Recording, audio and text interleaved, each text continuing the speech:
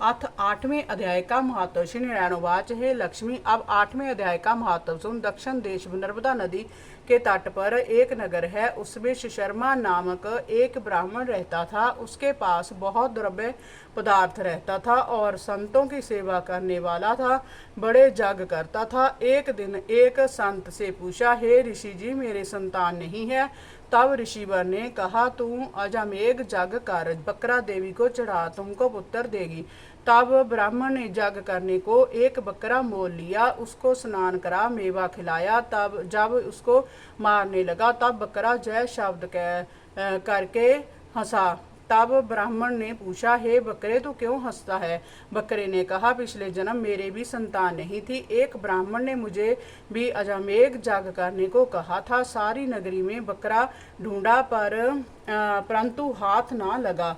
ढूंढता ढूंढता एक बकरी का लेला दूध चूसता था। उस लेले समेत बकरी को मोल ले लिया। जब बकरी के स्तन से छुड़ाकर जग करने लगा तब बकरी बोली, अरे ब्राह्मण, तू ब्राह्मण नहीं जो मेरे पुत्र को होम में देने लगा है। तू महापापी है। जय कभी सुना है कि पराये पुत्रों को मारने से किसी ने पुत्र पाया हो? तू अपनी संतान के लिए मेरे पुत्र को मारता है। तू निर्दयी है, तेरे पुत्र नहीं होगा। उस बकरी ने बहुत कहा पर मैंने होम कर ही दिया। बकरी ने शाप दिया कि तेरा भी गला इसी भांति कटेगा।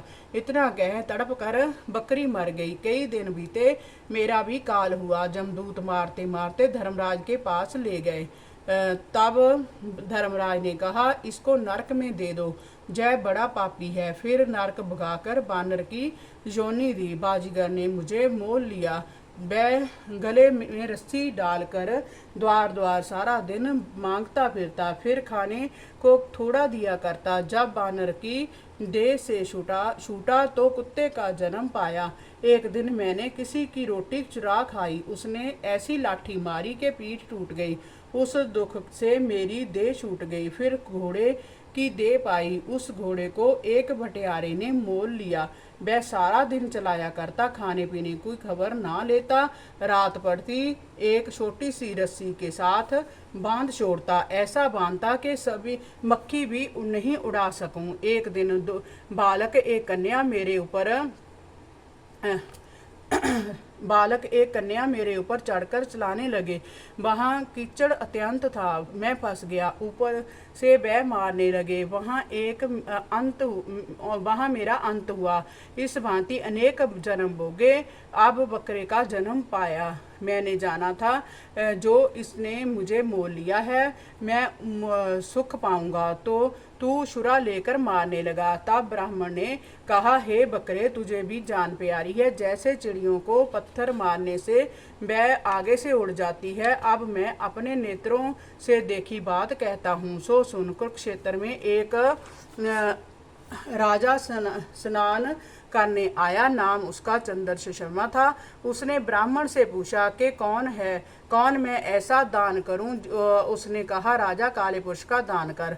तब राजा ने काले लोहे का पुरुष बनवाया, नेत्रों में लाल जड़वा, सोने का आभूषण पहनाकर तिसको तैयार किया।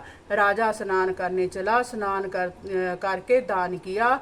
वह काला पुरुष कह कहकर हंसा। राजा डर गया, कहे, कोई बड़ा अवगुण हुआ है जो लोहे का पुरुष हंसा है। तब राजा ने बहुत दान किया।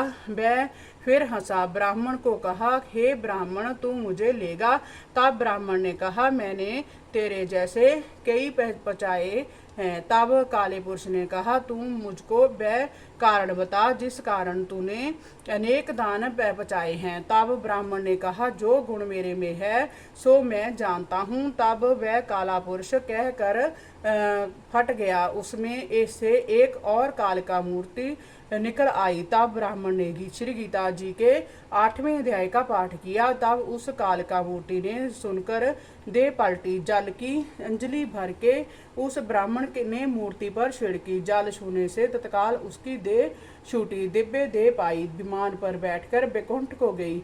तब उस राजा ने कहा, तुम्हारे में भी कोई ऐसा गीता पाठी है जिससे पाठ सुनकर मैं भी अदम देह से छूटूं? तब उस ब्राह्मण ने कहा, मैं वेद पाठी हूँ। उस नगर में एक साधु गीता पाठी था। तिससे 8वें अध्याय का पाठ सुनकर राजा की देह छूटी। दिव्य देह पाकर विकुंठ को गया और कहता गया कि हे ब्राह्मण, तू भी गीता का पाठ कर, तुम्हारा भी उद्धार होगा। तब ब्राह्मण श्री गीता जी का पाठ करने लगा। तब श्री नारायण जी ने कहा, हे लक्ष्मी, जय 8वें अध्याय का महत्व है जो तूने सुना है। इति श्री पद्म पुराणे सत्येश्वर संवादे उत्तराखंडे गीता महत्व नाम अष्टमोऽध्याये संपूर्ण। हरि ओम नमो भगवते वासुदेवाय।